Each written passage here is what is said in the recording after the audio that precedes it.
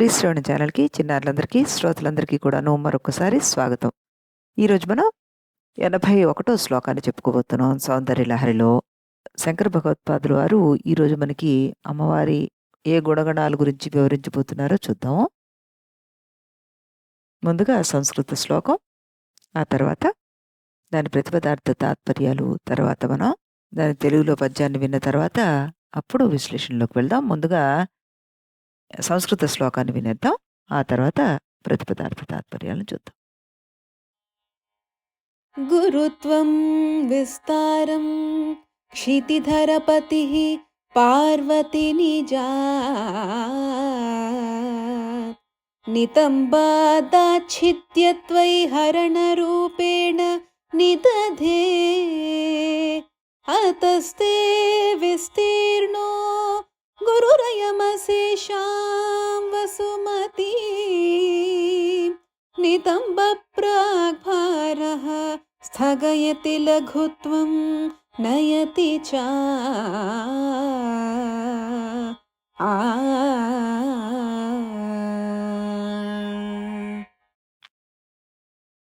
ఈ సంస్కృత శ్లోకాన్ని చాలా చక్కగా పాడి వినిపించారు మనకి శ్రీమతి శృతి. అమ్మాయికి అభినందనలు, కృతజ్ఞతలు తెలుపుతూ మనం దీని ప్రతిపదార్థాన్ని తెలుసుకుందాం.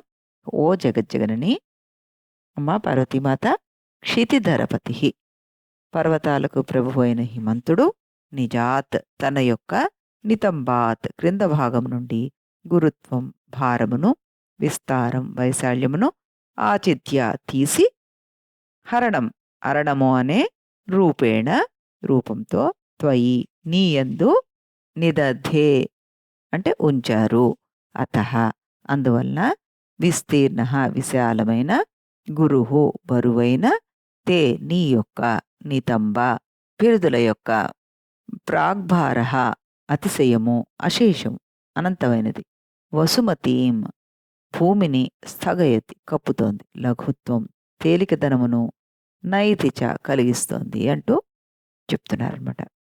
దీని తాత్పర్యం ఏంటో కూడాను చూద్దాం మనం. హే జగజ్జనని, ఓ పార్వతీమాత, నీ తండ్రి హిమవంతుడు పర్వతం కదా, అతని క్రింద భాగం నుండి భారాన్ని, విశాలత్వాన్ని తీసి నీకు అరణముగా ఇచ్చారు. అందువలన విశాలమైన నీ నితంబులు సమస్త భూమిని కప్పివేసి భూమిని తేలిగ్గా చేస్తున్నాయి. దేవి, ఈ నితంబాలు భూమి కంటే విశాలంగా బరువుగా ఉన్నాయి. ఇవి భూమికి భారాన్ని తగ్గిస్తున్నాయి, అంటే భూమిని మోస్తున్నాయి అంటూ ఇక్కడ మనకి చెప్పడం జరిగిందనమాట. శ్లోక వివరణలోకి వెళ్లే ముందు మనం ముందుగా తెలుగులో పద్యాన్ని కూడా వినేసిన తర్వాత అప్పుడు మనం శ్లోక వివరణలోకి వెళ్దాం. ముందుగా తెలుగులో పద్యం కూడాను.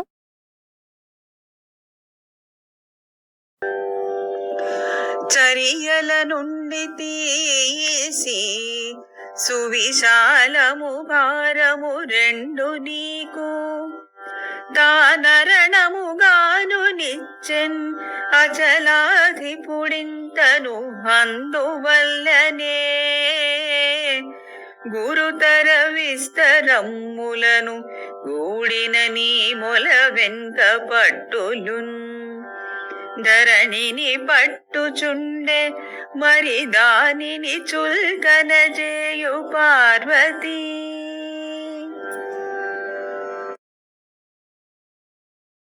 అనురాధ గారు ఎంతో చక్కగా పాడి మనకి వినిపించారు ఈ శ్లోకాన్ని. ఇప్పుడు దీని యొక్క విశ్లేషణ కూడా చూద్దాం మనం. ఇప్పుడు ఈ శ్లోక వివరణలో కనుక మనం వెళ్తే, ఇందులో ఈ నితంబములు అంటే అమ్మవారి వెనక భాగం గురించి, బిరుదుల గురించి వర్ణిస్తున్నారన్నమాట. ఇక్కడ గురుత్వము, విస్తారము ఈ రెండు పదాలని ఆయన వాడారు. అంటే విశాలంగా ఉండడము, బరువుగా ఉండడము. పర్వతానికి కింద భాగం మనకి విశాలంగా ఉంటుంది, పైకి వెళ్తున్న కొద్దీ సన్నబడుతూ ఉంటుంది కదా. ఆ రకంగా కింద భాగాన్ని, దాని యొక్క బరువును, అంటే ఆ కొండ బరువు అంతా కూడా ఆ కింద ప్రాంతంలో మోస్తూ ఉంటుంది. ఆ రకంగా అమ్మవారి అంగసౌష్ఠవం, సాముద్రిక లక్షణాన్ని ఇక్కడ వివరించారు మనకి.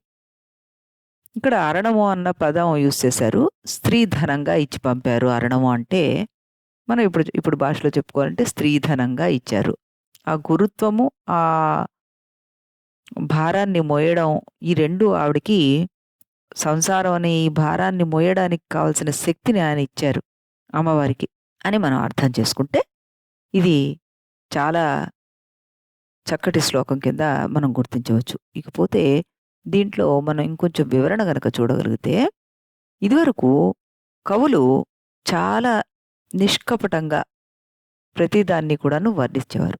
స్త్రీ వర్ణన గాని, పురుష వర్ణన గాని ఏది వర్ణించినా కవులు చాలా నిర్మొహమాటంగా వర్ణిస్తూ ఉండేవారంటూ మనకు పెద్దలు చెప్తుంటారు. ఉదాహరణగా వాల్మీకి మహర్షి రామాయణంలో ఈ సాంప్రదాయాన్ని నెలకొల్పాడు. సుందరకాండలో సీతాదేవి హనుమంతుణ్ణి రావణుడేమో అని అనుకుని, మారు రూపంలో వచ్చాడేమో అనుకుని సందేహించి రాముణ్ణి వర్ణించమంటే అప్పుడు హనుమంతుడు రాముని యొక్క అంగాంగ వర్ణనని చేస్తాడనమాట. అంటే ఒక ఉత్తమ పురుషునికి గాని, స్త్రీని గాని వర్ణించేటప్పుడు ఈ సాముద్రిక శాస్త్రబద్ధంగా చెప్పడం తప్పు కాదు. ఇదే కాకుండా మనకి ఇలా అంగాంగ వర్ణన చేయడానికి కావాల్సిన సాహసం లేదా ఎవరు చేయగలరు అని అనుకుంటే మనం, ఒకడు శిశువు, పసిబాలుడు, అలాగే మహాయోగీశ్వరుడు, జితేంద్రియుడు అయిన భక్తుడు, మూడవ వాడు శిల్పశాస్త్రము లేదా శిల్పకళ ఒక తపస్సుగా భావించి ఆ శిల్పాల్లో సర్వ సృష్టి స్థితి లయలను దర్శించగల మహాతాత్వికుడైన శిల్పకుడు, అలాగే బిషక్ అంటే వైద్యుడు. ఆ వైద్యుడు కూడా స్త్రీ పురుష సంబంధం లేకుండా ప్రతి అవయవాన్ని పరిశీలించి చూడగలడు. ఇకపోతే చివరివాడు భర్త. తన అర్థ శరీరంలో తన అర్థాంగిని నిలుపుకొని స్త్రీ స్వరూపాన్ని, సౌందర్యాన్ని, సృష్టి శక్తికి, పాతివ్రత్యానికి, సర్వమంగళ శక్తి స్వరూపానికి, ఒకానొక మహా ఔన్నత్యాన్ని, అర్థాన్ని, పరమార్థాన్ని, దాంపత్య జీవితపు అన్యోన్య రాగాల యొక్క గొప్ప విలువకు సర్వకాలాలకు చాటిన మహాయోగీశ్వరుడైన ఈశ్వరుడికి, అలాంటి వాడికి సమానమైన భర్తకు ఇవన్నీ ఉంటాయి అంటూ మనకి పెద్దలు చెప్తారన్నమాట. ఇక్కడ జగద్గురువు గారిని గనక మనం తీసుకుంటే, ఆదిశంకరుల వారు ఒక శిశువుగా, ఒక మహాశిల్పిగా, ఒక పరమహంస పరివ్రాజకాచార్యుడిగా, ఒక బిషగర్వుడిగా మారి అమ్మవారి నితంబాన్ని వర్ణించారు. ప్రకృతి మాతగా ఆవిడ్ని మనకి వర్ణించి చెప్పే అధికారం, హక్కు ఆయనకి ఉన్నాయన్నమాట. అయితే కళ్ళకి దివ్య దృష్టి, చెవులకు పరమార్థ వినికిడి శక్తిని ఉంచుకోవాల్సింది మానవులమైన మనమే. పర్వతాలు ఈ పృథ్వీని ఎలా భారరహితంగా చేసి జలం మీద సమతులంగా నిలుపుతున్నాయో మనందరం ఆలోచించి చూడాల్సిన విషయం. ఈ భూమి, ఈ వాహనాలు, ఈ జనారణ్యము ఇవన్నీ కూడాను భూమి మీద ఉన్నాయి. కానీ భూమి దేని మీద ఉంది?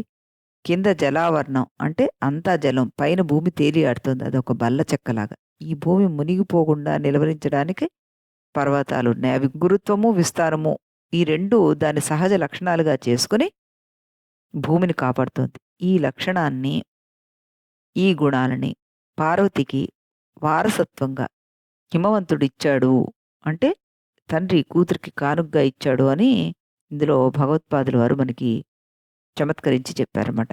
దేవీ భాగవతంలో భూమిని ధరించడానికి ఉన్నతమైన విశాలమగు పర్వతాలు సృష్టించబడ్డాయని చెప్తూ, లోహాకీలం యథా కాష్టే తథా తే గిరయః కృతౌ మహీధర మహారాజ ప్రోచ్యంతే విబుధైర్జనైః జాతరూప మయో మేరుర్బహుయోజన విస్తారః కృతో మణిమయైః శృంగైః శోభితం పరమాద్భుతం అంటారు. అంటే ఒక పెద్ద కట్టెకి ఇనుప చీలులు బిగించినట్లుగా పర్వతాలను భూమి యందు ఉన్నాయి. ఆ గిరులలో మేరుగురి బహుయోజనాల దూరం విస్తారంతోటి, పెద్ద వైశాల్యంతోటి, మణిమయ శిఖరాలతోటి అలరాడుతూ మహాద్భుతంగా బంగారు కాంతులు ఇంతూ ఉంది అంటూ చెప్పి, అది జనమేజయ మహారాజుకు వ్యాస మహర్షి చెప్తున్న భాగవతంలోని 3వ స్కందంలో ఈ పర్వత వర్ణన రాసిందనమాట. అలాగే హిమపర్వతం కూడా అతి మహిమాన్వితమైంది. అక్కడే జన్మించింది పార్వతీదేవి. తన దృఢత్వాన్ని, గురుత్వాకశక్తిని, వైశాల్యాన్ని ఆమె నితంబంలో ఇమిడ్చి మరీ చెప్పాడు భారతమాతకు శిరస్సు వంటిదైన ఈ హిమగిరి పర్వతాన్ని గురించి. అమ్మవారిని ఆ దృష్టిలో మనం చూసి, ఆ పర్వతాన్ని అమ్మ దృష్టితోటి మనం చూడగలగాలి. మహీధర అన్న పేరు అందుకే వచ్చింది. మహి అయిన భూమిని ధరిస్తోంది కాబట్టి మహీధర. ధరాధర సుత ధన్య ధర్మిణి ధర్మవర్ధిని అనే శ్లోకంలో లలితా సహస్రనామంలో మనకుంది. పర్వత స్వరూపిణి అయిన తల్లి తండ్రి నుంచి వారసత్వంగా జన్యుపరంగా వివాహం వేళ అరుణగా పొందిన ఆ అచల శక్తి అంటే గురుత్వ శక్తి, ఆధార శక్తి, విస్తార శక్తితోటి తన పర్వత రూప జగనాల ద్వారా భూమిని అంతటినీ ఆక్రమించి భూమిని నీటిపై తేలేట్లుగా చేస్తోంది. మునిగిపోకుండా రక్షిస్తూ స్థిరంగా ఉండేలాగా చేస్తోంది. సర్వ ప్రాణకోటిని తన ఒడిలో ధరిస్తూ భరిస్తూ ఆవిడ మనందరినీ కాపాడుతోంది. ఆ తల్లి జఘనాలు భూమి అంతా కప్పేసున్నాయి. ఈ రకంగా అన్ని సమయాల్లో ఏదో ఒక రూపంలో ఆవిడ మన్ని ఉద్ధరించడానికి, మన్ని కాపాడడానికే తన ఈ రూపాన్ని సృష్టించుకుందా అన్నట్టుగా శంకర భగవత్పాదుల వారు మనకి ప్రతి శ్లోకాన్ని విడమరిచి అద్భుతంగా దాని యొక్క అర్థాన్ని చెప్పారనమాట. మన భారతీయ సంస్కృతి ఎంత గొప్పది! ఆడవారిని ఆట బొమ్మలుగా మాత్రమే చూడగలే అనేక సంస్కృతుల కంటే కూడాను మనది ఎంత గొప్పదో ప్రతి దాంట్లో ఆ అమ్మతనాన్ని మనం ఏ విధంగా చూడగలం. ఆవిడ మనని ఏ విధంగా రక్షణ ఇస్తోంది. ఇవన్నీ కూడాను తెలుసుకుంటూ మన తర్వాతి తరం వాళ్ళకు కూడాను దీన్ని అందజేస్తూ ఈ భారతీయ సంస్కృతిని కాపాడాలని కోరుకుంటూ యంత్రం చెప్పుకుంటే ఇది మనకి 3 అక్షరంలో దాని తలది పెద్దగా ఉండేట్టుగా వేసి కింద వచ్చిన వంపుకి ఆంగ్ల అక్షరం అయిన ఎల్‌ని తిరగతిప్పి రాస్తే ఏ విధంగా ఉంటుంది అన్నది అలా ఉంటుందన్నమాట. ఇది చెప్పడానికి కొంచెం క్లిష్టతరమే. ఇది హిరీం బీజ సంహితమైన ద్రవిడ అక్షరము అన్నారు పెద్దలు ఇందులో. అలాగే ఎప్పుడు చెప్పుకున్నట్టుగానే మనం ఈ బీజాక్షరాలకి దానికి సంబంధించిన ఈ యంత్రాలకి ఎక్కువగా ప్రాముఖ్యత ఇవ్వట్లేదు ఇందులో. తప్పకుండా గురుముఖతః నేర్చుకోవాల్సిన విద్య. ఇకపోతే ఈ శ్లోకాన్ని గనక మనం పఠిస్తే అగ్నిస్తంభన జరుగుతుంది అంటున్నారు పెద్దలు. వీటికి సంబంధించిన వివరాలు కూడా మనకి ఎంతోమంది మహానుభావులు అందించారు. దీనివల్ల వచ్చే ఫలితము ఏమిటి అంటే ఇప్పుడు అగ్నిస్తంభన అని అన్నాం కదా! అది ఏ విధంగా వస్తుంది అన్నది కూడాను ఈ శ్రీ విద్యా ఉపాసకులు వారు చాలా చక్కగా దీన్ని చెప్తూ ఉంటారనమాట. మనం వీటిని తెలుసుకుంటూ ఎవరికైతే దీని మీద శ్రద్ధ ఉందో వారు గురుముఖతః అన్నీ నేర్చుకోవడానికి అవకాశం ఉంటుంది కాబట్టి అది గుర్తుపెట్టుకుంటూ మళ్ళీ మనం రేపు ఇదే సమయానికి ఇదే ఛానల్‌లో కలుద్దాం. అంతవరకు సెలవు.